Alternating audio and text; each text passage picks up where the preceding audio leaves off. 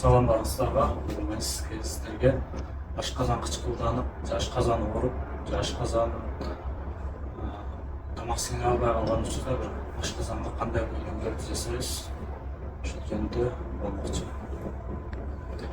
Биринчи упражнение бул 4 секунд абаны жутабыз.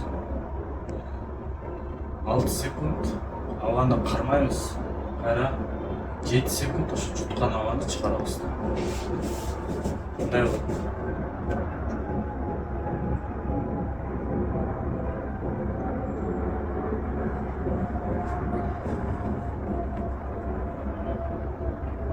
Абаны бул упражнениени жасаганда абаны акырындан жутуп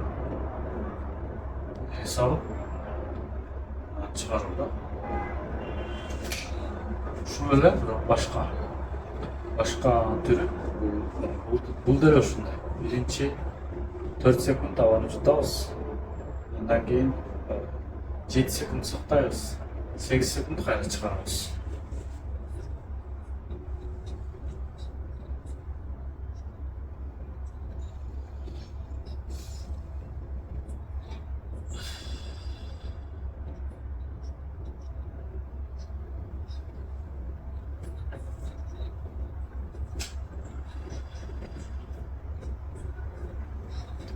Ушундай кылып жасоо.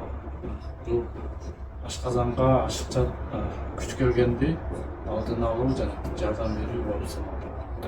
Бул көнүгүүнү туруп алып жасасаңар болот. Бир күндө 10 жолу жасасаңар, ошо ашказанды кармап турган булчуңдарды иштетүү менен биз ашказанда тамак сиңирүүгө чоң жардам алып келээрин байкасак болот. Көргөнүңүздөр үчүн чоң рахмат.